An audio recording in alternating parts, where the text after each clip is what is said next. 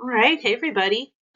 So in this video, we're going to be talking a bit about kind of the way that the most intense earthquakes in the world get created. So we learned last week that when the tectonic plates come together, it produces earthquakes. We saw that in all of those animations. But there's certain kinds of plate boundaries where we see the most intense earthquakes. So that's what we're going to be focusing on in this lecture. So right here we have kind of an interesting map. It's a map of the world, which is a little hard to tell. But on this map, we can see all of the earthquakes that have occurred worldwide from 1898 to 2012. And this map is kind of cool because more intense earthquakes that cause like more damage or more kind of problematic, are shown with a brighter color. So when dots are really bright, that means that that earthquake was really intense. When a dot is kind of less bright, it means that that earthquake was a little bit less intense. So we can look at this map, and I want you to think about what area of the world. You can notice down here at the bottom, I've broken up the world into sections A, B, C, D, and E. So I want you to think about what area of the world has the most intense earthquakes based on this map. So I'll give you a second to think about that. And it can be more than one section. All right, so when I look at this map, I saw sections B, C, and D having the most intense earthquakes. If we go back to this last slide, well, maybe I can't go back to my last slide. Well, in any case, you can see here that in this section of the world, this is where we see our most intense earthquakes. They can happen in other parts of the world, as we can see, but the strongest earthquakes occur in this area called the Ring of Fire that a lot of you mentioned in your discussion post from earlier in this unit. So yeah, we see our most intense earthquakes happening there. So this map here is kind of interesting because it shows all of the different tectonic plates around the world, and then with the little arrows, I think I can kind of show you like right here. Oh, I don't know if you can see that. Like right here and right here, we can see the movement of the tectonic plates. So we can see these two tectonic plates are moving away from each other at a divergent boundary. We can see here these two tectonic plates are sliding against each other at a transform boundary. So I went through here and highlighted the Ring of Fire in this pink color, because we know that the world's most intense earthquakes occur there. So now we're trying to figure out, okay, what kind of tectonic plate boundary do we see in that area where we see all of these intense earthquakes?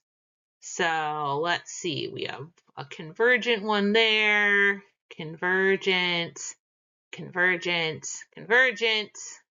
We have a little transform here, and then we have another convergent. This plate here, this is kind of a weird plate that's moving in a different direction, but there's a bit of convergence happening still. So you should see that most of the boundaries along this Ring of Fire area are convergent boundaries. So convergent plate boundaries are going to be the ones that produce those really intense earthquakes, the world's most intense earthquakes. And we'll learn also that that's also what produces volcanoes as well. So there's a specific kind of convergent plate boundary that I want to talk about, and those convergent plate boundaries are called subduction zones. So remember, at a convergent plate boundary, those plates are hitting into each other like a head-on car crash. And when that happens at some convergent boundaries, a process called subduction happens, where one plate is going to slide under the other one. So we can see here that this oceanic plate is sliding under. It's going this way. It's sliding under the continental plate.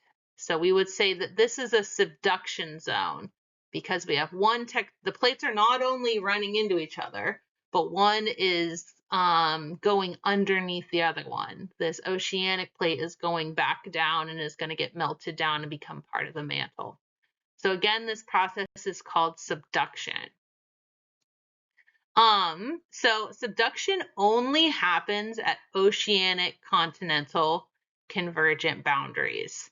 So, you remember from the animations that you watch, there's a bunch of different types of convergent boundaries, but subduction only happens when an oceanic plate, that's a plate that basically has the ocean on it, runs into a continental plate. You know, that's a plate that has land on it.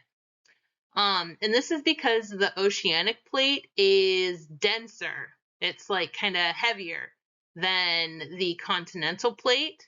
And so when it runs into the continental plate, it sinks down. So when things are more dense, they sink. Kind of like what we learned about with convection currents. Cold air is denser, and so it sinks. Kind of the same idea with the oceanic crust. So that causes the oceanic crust to go down under the continental crust. And we can see also when this happens, the continental crust is getting kind of crunched up. And so at these places, we also see like lots of mountains, like we can see in this slide. So again, subduction, when one plate goes underneath the next, that's going to happen at these oceanic continental convergent boundaries. And it's just because that oceanic crust is heavier, so it just sinks whenever they hit into each other. When I think about this, I kind of think about like a monster truck rally, and the continental crust is kind of like the monster truck. It's like this big, burly, tough looking thing, and it's able to just crunch over all of these cars. Those cars are like the oceanic crust. I don't know why I like have so many car things with the tectonic plates, but that's just where my brain goes. So if this helps you can think about, yeah, the continental crust being like a monster truck driving over all of these cars at a monster truck rally. So again, strong earthquakes and also volcanoes, which we'll talk about in a little bit, they happen at subduction zones. So here in this map, these little areas with like teeth looking things, those are all of the subduction zones worldwide. So you'll notice kind of our ring of fire area here, a lot of subduction happening there. Lot of subduction zones all the way through Alaska, down here, and then down through South America. So it's no surprise that there are so many strong earthquakes in this area because there's a ton of subduction happening here, where that oceanic crust, a lot of times it's the Pacific plate, but in some areas it's the Nazca plate, is going underneath the continental crust. And so the reason why this causes such strong earthquakes is like, so if the oceanic crust just kind of easily went down underneath the continental crust, like, we would be cool, we wouldn't be having any earthquakes. But what happens is because of friction, these plates kind of get stuck together. And so they're stuck, but the mantle down beneath is still trying to force them to move. So it's still putting that force on the plates, wanting them to move, but they're stuck. And so pressure is building up in this area where they're stuck. And eventually the plates are going to become unstuck and move again. You know, that's just physics. You know, you put enough force behind something, you can overcome that friction and cause things to become unstuck. And when that happens, that's an earthquake. So we have this one plate wanting to go under this other plate. They're stuck. There's still that force trying to get that subducting plate to go down. And that force just builds up and builds up and builds up. And eventually, when they become unstuck, we feel the ground shake. So it's pretty similar. Like I think of it as kind of like a door that's stuck, you know, and you're pulling on it really hard and you're like, oh, like I want to get this door open. And you're like this lady here, you're mad. And then eventually you put enough force on the door that it is going to open. But you can probably guess it's going to happen to this lady when this door finally opens. She's going to get like thrown back into the street. So it's kind of the same idea as when you're pulling on something that's stuck really hard, and then when it finally becomes unstuck, she's going to fall down, or in the case of the tectonic plates, an earthquake's going to happen. So we live at a subduction zone, the Cascadian subduction zone. So this is something that's happening off Washington's coast right now as we speak. So the Juan de Fuca plate, this plate right here, this oceanic plate is trying to sink down underneath the North American plate. And right now they're stuck. They're in that, you know, it's like the door is stuck and the lady's trying to pull on it, but it's still stuck. But one day they will become unstuck, and that's why you've maybe heard that where there's predictions that there might be a big earthquake here someday, and that's because of this subduction zone. And yeah, this is basically what I just talked about. Yeah, so as the Juan de Fuca plate tries to go under the North American plate and they get stuck and all of that force and all of that pressure builds up, eventually there will be enough force to put the Juan de Fuca plate actually under the North American plate, and we will feel an earthquake then. All right, let's do a little review. I know that's like a little confusing, but there's kind of just some major takeaways. So, which type of plate boundaries create the most intense earthquakes? Remember, that's those convergent plate boundaries when the plates are driving into each other. There are also earthquakes at divergent and transform boundaries, but just less intense earthquakes. Okay, a subduction zone is a blank type of plate boundary.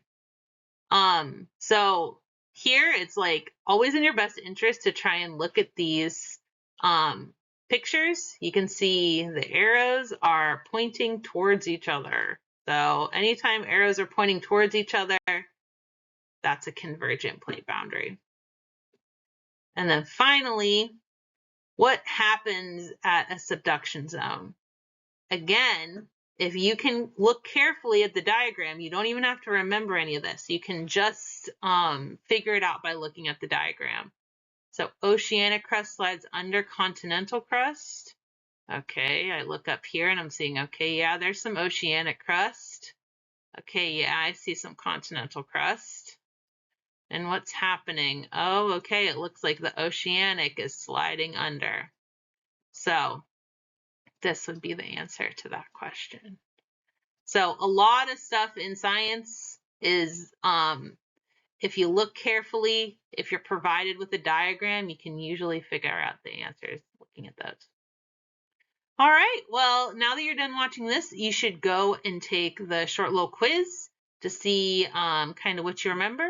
And if you have any questions, as always, let me know. Bye.